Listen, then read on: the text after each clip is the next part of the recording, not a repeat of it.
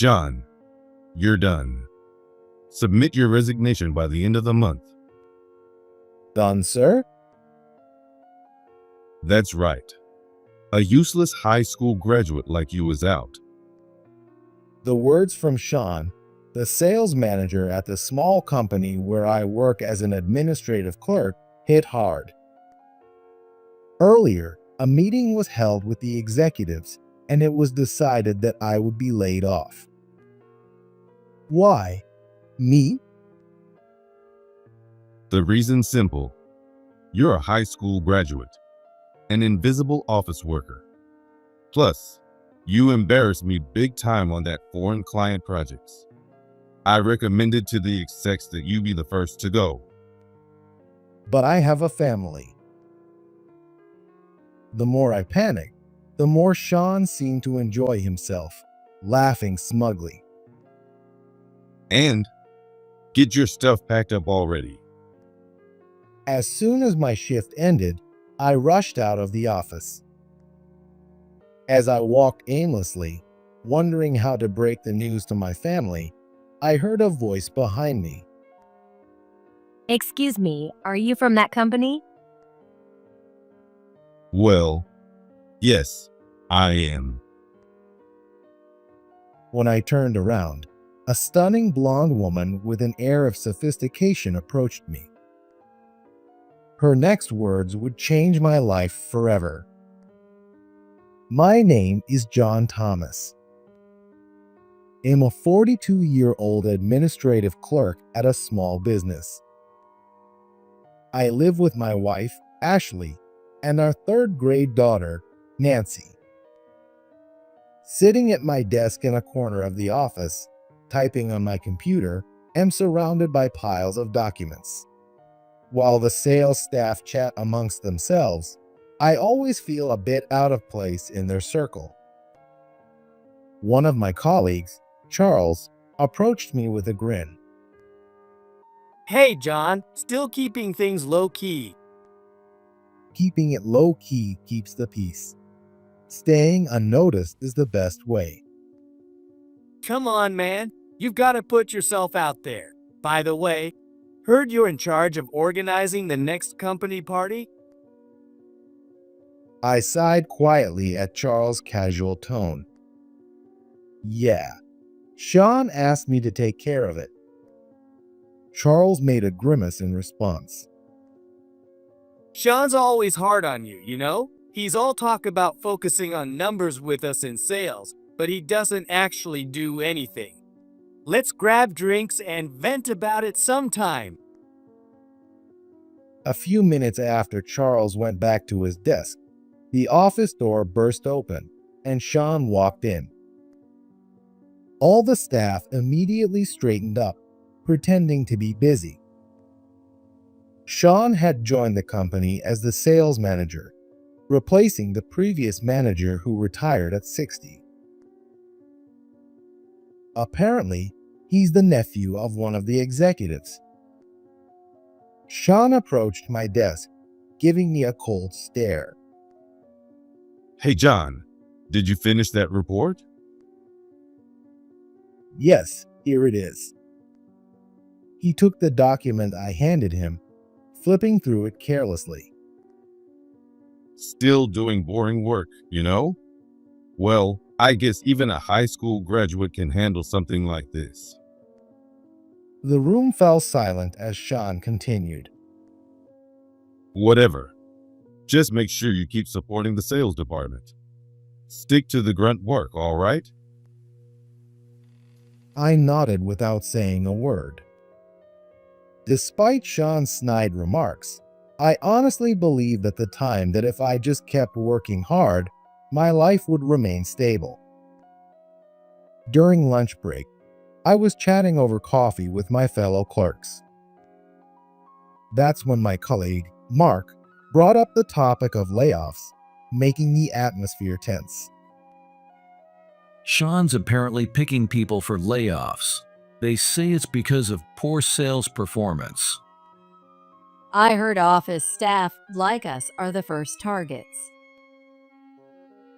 Though I tried to ignore the conversation, Unease crept into my thoughts. I knew there was talk of large-scale layoffs, but I figured my steady work ethic would keep me safe. The next day, when I arrived at work, Sean was already at his desk, flipping through papers. Even though it was a bit early, Sean wasted no time calling out to me. Hey, John, come here for a sec. I barely had time to set my bag down before walking over to Sean's desk. The sales department's files are a mess. Organize them. Isn't that something human resources handles? What? Who cares about human resources? A high school grud like you doesn't get to complain. Suppressing my frustration, I replied simply, "Got it." There was no point in arguing. It would just make things worse. I started sorting through the files one by one. Watching me, Sean let out a satisfied grunt. Make some copies after that. Then restock the warehouse supplies. I kept my face neutral, inwardly thinking, yeah, whatever. By the time I finished the menial tasks Sean had assigned me, it was almost the end of the afternoon meeting. Sean, who had been attending the meeting, returned to the office. He was carrying several thick files in his arms. John, make 100 copies of all these. 100 copies. Sir? That's right. Oh, and the shredder's jammed. Go fix that too. When I replied, understood, Sean smirked and added more instructions with a sly grin. And by the way, you're organizing this month's sales department party. Make sure you book a venue. Again? I mean, wasn't I already in charge for this weekend's party too? You can't do much else, so you should be grateful for the honor. Cut me some slack. This is the third time this month. Though I wanted to voice my frustration, I held back. I nodded slightly to show my agreement. A few hours later, even after clock out time, I was still alone in the office making copies. It was already dark outside. That's when Sean walked in, putting on his coat. Hey, John, still working? Sorry, sir. It'll take just a little longer. When I said that, Sean's eyes narrowed sharply. What? You're not putting this on overtime, are you? No, of course not. Good. See you then. With a satisfied nod, Sean left the office. Not putting in for overtime. It's just expected at this point. Alone in the office, I continued my work. I finally finished a little after 8 p.m. When I got home, my kids rushed up to me.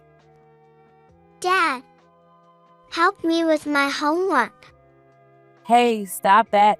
Dad's tired. I'll help you instead. It's fine. Let me see. As I looked over Nancy's homework with a gentle smile, Ashley called out to me from the kitchen. You've been working a lot of overtime lately. Are you okay? I'm fine. Even as I said that, my heart felt heavy. A week later, in the afternoon at the office, I was swamped with preparing documents. On the monitor in front of me, pages of data and contract terms were displayed. I reviewed the documents repeatedly, carefully typing each section. From his seat behind me, Charles peeked at the files on my screen. Another contract? Yeah, it's for the sales department. Man, that's impressive. Normally, they'd outsource something like that. Apparently, it's to save costs. Still so diligent. I'd never do that if I were you. Charles shrugged with a grin, and I chuckled lightly in return. Well, it's part of the job. Even as I said it, something felt off deep down. The contract was complex, requiring legal expertise. It didn't make sense for an office clerk like me to be drafting it. That evening, as I finished printing the contract, Sean walked into the office at the worst possible moment. John, is that contract ready? Yes, here it is. I handed him the file. Sean skimmed through it and sneered. Not bad for a high school graduate. Thank you. The words Sean threw at me sounded like praise on the surface, but it was clear he was looking down on me. I brushed it off as usual, but then Sean's eyes glinted sharply. All right, I'll pass this off as a draft proposal I made. What? I couldn't help but question him. That's just wrong. Are you stupid? If the client finds out this was made by a high school graduate, they'll lose confidence. Sean casually took credit for my work and walked off as if it were the most natural thing to do. I couldn't say a word, only watch his back as he left. The next day, Charles came up to me. Hey, I heard that contract Sean was working on got approved. Oh, really? You know, he's been bragging that my reliable proposal and contract sealed the deal. But you're the one who did all that, right? I replied with a wry smile. Well, it doesn't really matter. No way. That was a tough contract, wasn't it? You drafted it too. Why aren't you saying anything? It's just easier not to stir the pot. Charles shrugged, looking exasperated. You're way too nice. Clerks like me work best behind the scenes, making it easier for everyone else to do their jobs. Even as I said it, I was trying to convince myself it was true. That evening, a party was held to celebrate the sales department's big contract. Sean proudly recounted the success, while everyone around him played along, praising him. See? Experience always pays off. John, you need to learn from this. I simply nodded slightly. Though I felt Charles' concerned gaze on me, I deliberately avoided looking his way. On the way home from the party, Charles and I walked side by side. Honestly, doesn't this piss you off? Well, yeah, but that's just how he operates. It's frustrating. Without you, that contract wouldn't have gone through. Charles and I quietly looked up at the sky. This is my role, and I guess that's fine. I knew very well that resignation had seeped into my thoughts. A month later, in the conference room, Sean stood confidently in front of the projector. We finally secured the French market entry project for a foreign company. Apparently, they were intrigued by the contract I successfully closed recently. Sean was preparing to meet with the CEO of the French subsidiary of the foreign company, Emily Rodriguez. The room erupted in applause, though there was an undercurrent of unease. Seriously? Foreign contracts involve really complicated legal and financial stuff. Ignoring these murmurs, Sean raised his voice even more. No need to outsource. That just racks up costs. Well, handle everything in-house. In the now silent conference room, I frowned. They're not outsourcing for a case involving registrations and contracts? Sean, this project requires legal filings and contract drafting, right? Aren't we going to consult attorneys or accountants? Sean glared at me. What? Don't act like you know legal services, you high school grad. You'll handle it just fine. Well, I could feel the sympathetic stares of those around me. You've got to be kidding me. Though overwhelmed by the sudden responsibility, I found myself scrambling to prepare the necessary documents for the foreign company's contract that Sean had dumped on me. A few days later, skipping my lunch break, I was poring over a mountain of contract clauses to draft the documents. My desk was piled with books, and my monitor displayed pages of dense legal terms. Is it done yet? I'm doing the final checks now. Just then, as I reviewed the contract it drafted, I noticed something important. Just send that file to my email already. Wait, Sean snatched the mouse out of my hand and forcefully took control of my computer, sending the file to his email. Well, Sean, there's a mistake. My signature is still on it. Please make sure to remove that before sending it to the client. Yeah, I got it. Good work. Sean waved me off dismissively, his annoyance obvious. On the day of the meeting, Sean returned to the office and called me over to his desk. Hey, John. What is it? You put your signature on the contract, didn't you? You're not even certified.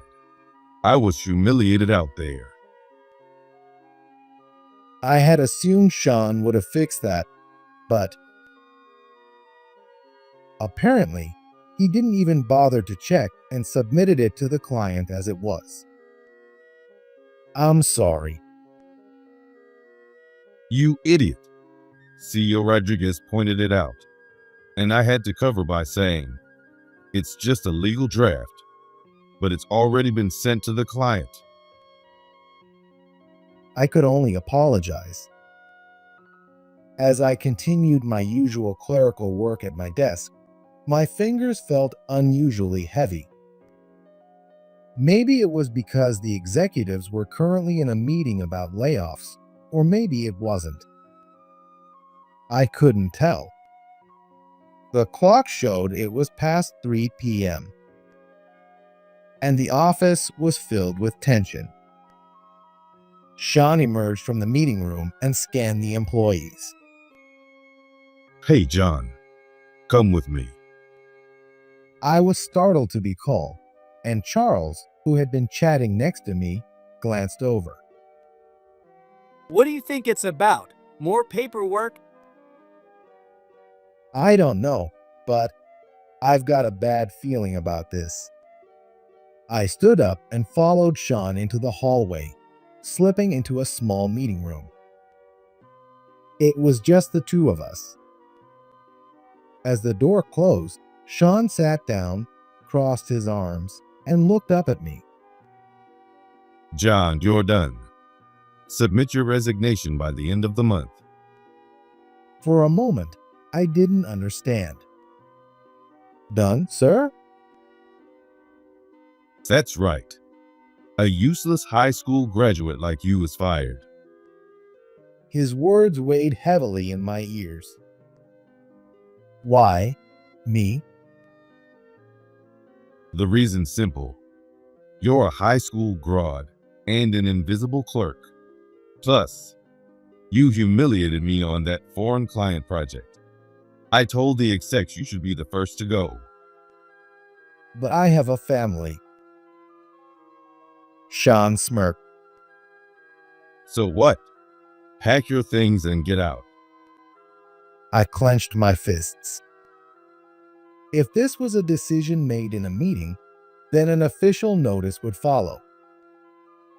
No matter what I said, it wouldn't change the outcome. Feeling defeated, I left the meeting room. How long had it been since I'd left work right at the end of my shift? Sean was shouting something behind me, but I ignored him and walked out of the building. The cold wind stung my cheeks. I hunched my shoulders and let out a sigh. My steps felt heavy and my vision blurred with tears. How am I supposed to explain this to my family? That thought weighed heavily on me. My daughter's been working so hard for her middle school entrance exams. The idea that it might all go to waste was unbearable. As I wallowed in despair, someone called out from behind me. Excuse me, do you work at that company? Well, yes, I do. When I turned around, a glamorous blonde woman was approaching me. Her appearance was strikingly out of place. I have a question. Do you know a John Thomas? Well, that would be me. Really? How lucky am I? You're the one who made this document, right? She smiled as she handed me a document. My eyes widened in shock. It was the report I had prepared at Sean's request. This? Your name's on it. Certified Legal Clerk John Thomas, right here. The blood drained from my face. Oh, that's just a reference document. No need to be modest. I already looked up your name and registration number. I know it's legitimate. Besides, your signature wasn't just on the contract. It was also on the tax and labor proposals, wasn't it? Her pursuit was relentless. I gave in and exhaled softly. Well, actually, I do have certifications as a legal clerk, tax accountant, and labor consultant, but I couldn't find a good job, so I've been working as an office clerk to support my family. That's the truth. After graduating high school, I worked while dedicating myself to earning certifications, believing they would be a strong asset. When I applied to my current company, I already held legal clerk and tax accountant certifications. I even listed them on my resume, but no one brought it up during the hiring process. Later, I realized I needed another certification as a labor consultant, but high school graduates didn't qualify for the exam. So, I enrolled in a correspondence community college, which is a fond memory now. I knew it. You're an interesting person. Incredible, really. I look forward to working with you as our go-to person from now on. That might not be possible. I've already been scheduled for a layoff. The blonde woman's face showed surprise. A layoff. Yes, I'll be unemployed starting next month. She paused to think for a moment, then smiled. Well then, how about working for us at 10 times your current salary? What? I blinked, repeating her words in disbelief. 10 times? Of course. I mean, someone certified as a legal clerk, tax accountant, and labor consultant who can draft flawless documents getting laid off. That's absurd. Though bewildered, I could sense from her serious gaze that she wasn't lying. Allow me to introduce myself properly. I'm Emily Rodriguez. She handed me her business card.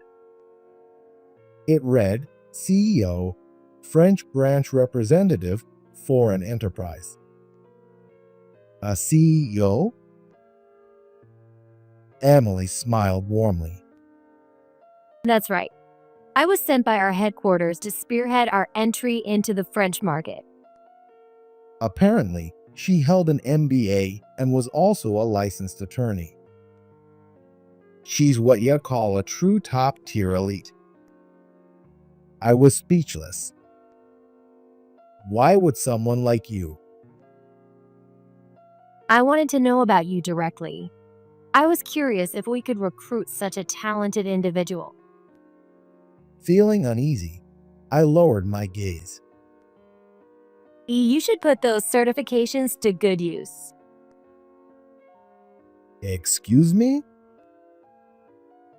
Emily lightly tapped the contract with her finger as she continued. Normally, companies outsource registration, taxes, and labor issues separately.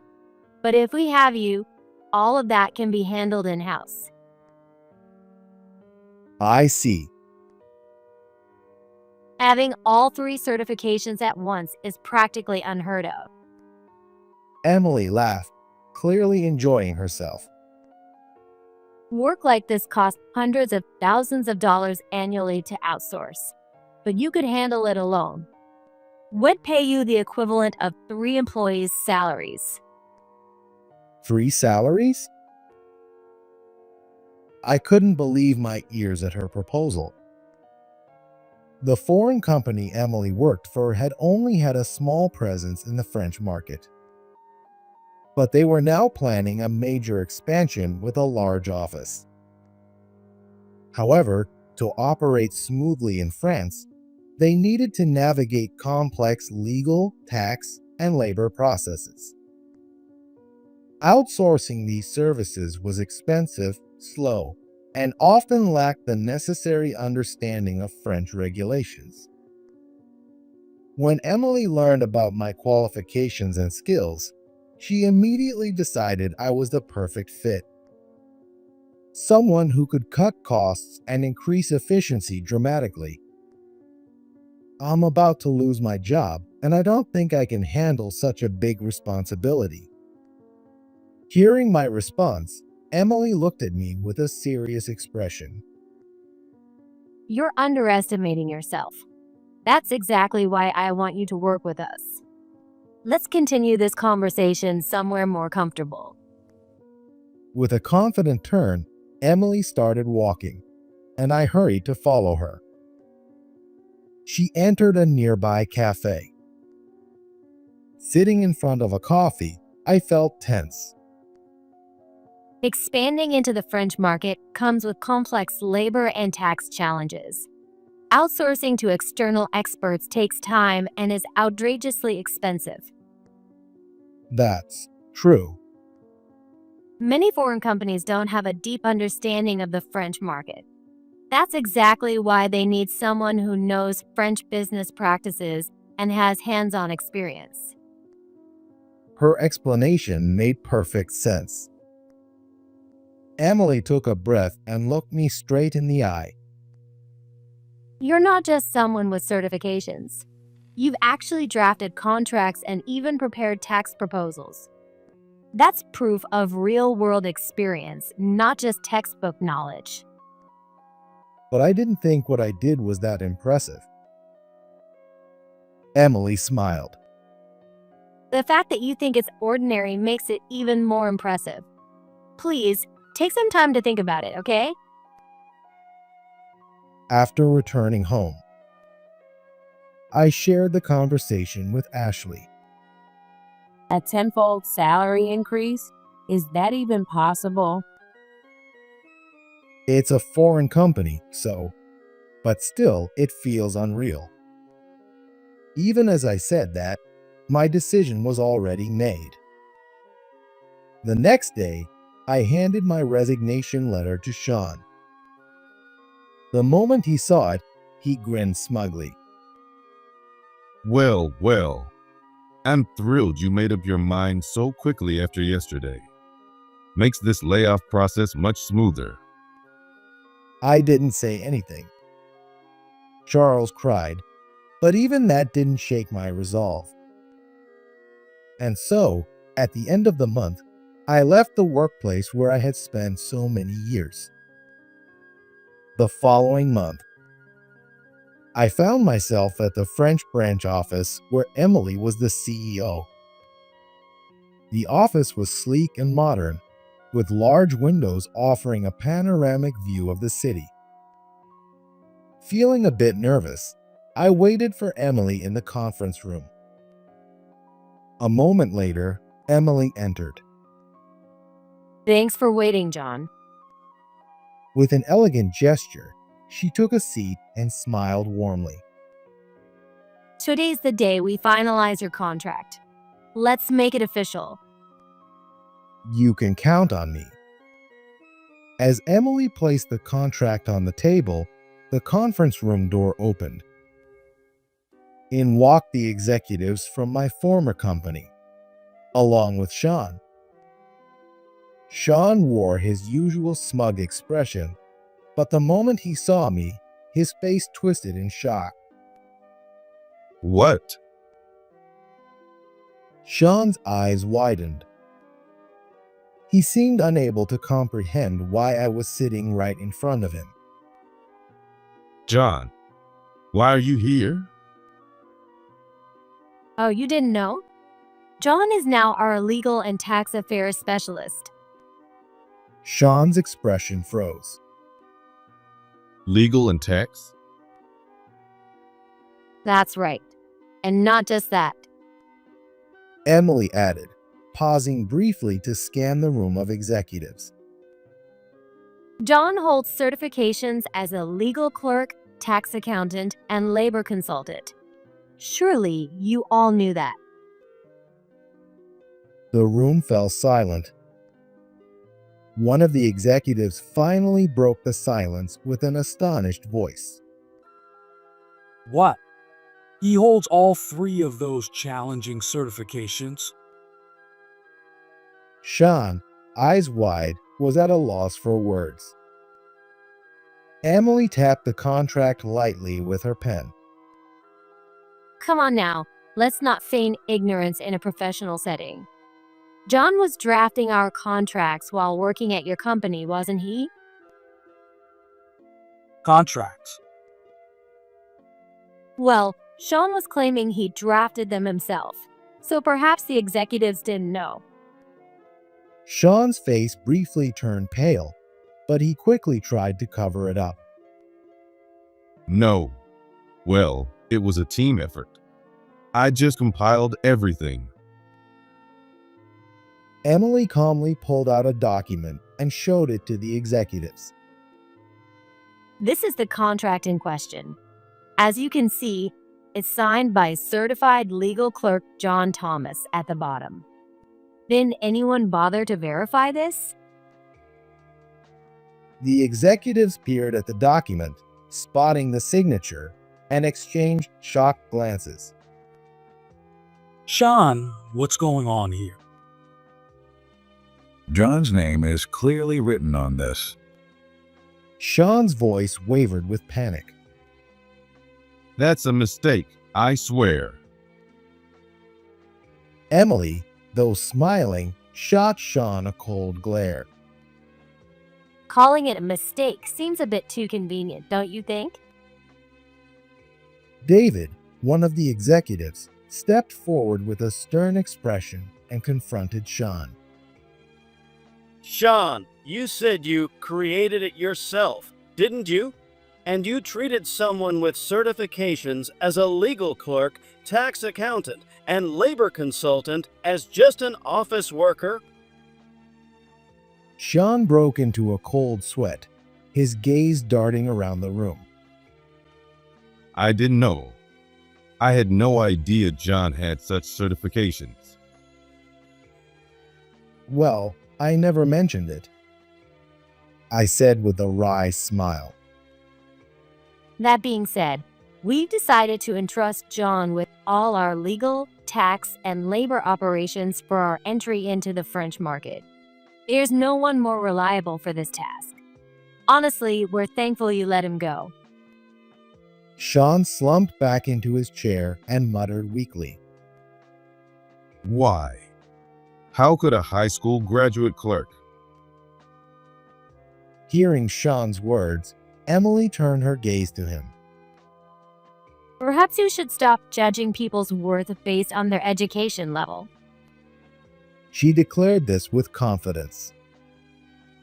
One day, less than a month after I started working at Emily's company, I got a call from Charles on my cell phone. What's up? Hey, it's been a while. Guess what? Things at our company have gotten hilarious.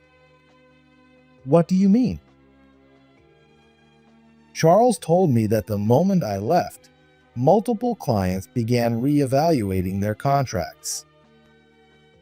Apparently, the contracts and documents that I had meticulously prepared were now a mess. Projects weren't running smoothly. Deadlines were being missed left and right. The company was falling apart. In the middle of all this chaos, Sean was reportedly shouting, "How can losing one high school graduate clerk make contracts disappear?" And your resume has become a big deal too. Apparently, Sean had gone back to check the resume I submitted when I joined. He probably wanted to nitpick and criticize it for not mentioning my certifications. But of course, I had listed all my qualifications. Frustrated, Sean stormed into the human resources department, yelling at the top of his lungs. Hey, human resources. Did you even look at John's resume when you hired him? He had legal clerk and tax accountant certifications. Charles said Sean's shouting was so loud that it reached his desk. Curious, Charles edged closer to Sean and the elderly human resources manager. The human resources manager, flipping through papers with a sheepish smile, said, "Well, you see, my eyesight isn't what it used to be. I didn't notice." You didn't notice? Then what did you even look at when you hired him? The human resources manager calmly replied, "He seemed like a good person, and most importantly, he looked serious. I thought he'd be a great hire." So you let a resume that valuable slip through just because of that? Charles said Sean covered his face, groaning in frustration. Anyway, I've decided to leave this company too. I'm planning to find a new job where I can level up, maybe even at your company. Sounds great. I'm rooting for you. Thanks. Oh, and if Sean tries to call you back, just ignore him, okay? As Charles predicted, Sean called me later that day. Hello? Oh, John. How have you been? I'm doing well, thanks to you. Sean's tone turned ingratiating. Listen, could you come back to the company? We really need you. Things just aren't the same without you. Well, I've already started working at my new company, and I don't see any reason to return. Come on, please. I'll give you a raise and even a better position. Hearing the desperation in his voice, I couldn't help but smile. My decision's final. No, this is bad. The execs are blaming me for letting you go. If this keeps up, I'll lose my position. I'm begging you. It's too late for that. Goodbye. I hung up, Sean's frantic voice still lingering in the background. In the end, Emily's company terminated its contract with Sean's firm. The losses reportedly amounted to hundreds of thousands of dollars. Why did you let John go so easily? Without him, the contract wouldn't have been finalized in the first place. Though Sean repeatedly insisted he didn't know, his history of taking credit for the contracts I created made his claim unconvincing. It seems he was demoted to take responsibility. The person you mocked as useless because he's a high school graduate is now earning over $100,000 a year at a foreign company. Quite the amusing turn of events, isn't it? Provoked by such a sarcastic remark, Sean's anger reached its peak, leading to a massive argument with the executives. As a result, Sean was demoted to warehouse management. Charles later told me that Sean, now overseeing the warehouse, was completely ignored by the younger employees. According to Charles, Sean no longer had the authority or dignity he once held as the sales manager. Why am I stuck doing inventory checks in a place like this? Instead of a suit, Sean was now working in a grimy uniform. Sean, could you organize the inventory data in Excel for us? Excel. How do you use that? The younger employee gave Sean a puzzled look. Wait, you can't use Excel? Seriously? Are you joking? Wow, unbelievable. I used to be the sales manager, you know. I closed major contracts and was even praised in front of everyone. Yeah, well, that's not relevant now. Just get it done, okay?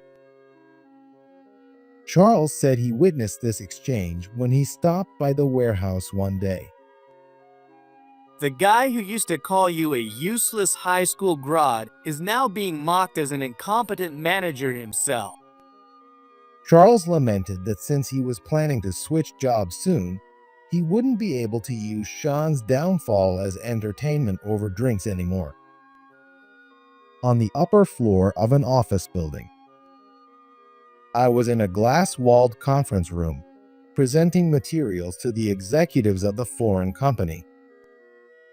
As I projected slides, I confidently continued my explanation. This contract applies special measures to mitigate financial risks.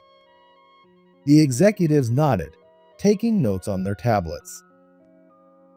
Seeing their satisfied expressions, I returned to my seat. Emily approached me. John, thanks to you, today's meeting went smoothly again. Thank you. I just did what was necessary. With a playful wink, Emily said, At this rate, you could aim for an executive position in our company. I smiled gently. I'll keep working hard. On a weekend afternoon, I sat at my desk in the living room, studying. Administrative law exam prep books were spread out across the desk. Sipping coffee, I quietly focused on my studies when Nancy called out to me. Dad, are you studying again? Yeah, I want to be able to do even more things. Nancy looked at me with sparkling eyes. Dad, you're amazing. So cool. I couldn't help but laugh shyly at her words. Not at all. I'm still learning, you know. Dinner's ready. Nancy and I replied in unison, coming, and headed to the dining room. The table was filled with warm dishes, and a calm atmosphere enveloped us. Work seems to be going well. Yeah, this company is fulfilling. I want to take on even more responsibilities. Ashley gazed at me for a moment before smiling softly. I'm glad you left your old company. I paused with my chopsticks, nodding deeply. Yeah, I really am. Just having my family smile was enough for me. That thought hadn't changed. However, I wanted to climb even higher. That ambition lit up my path forward.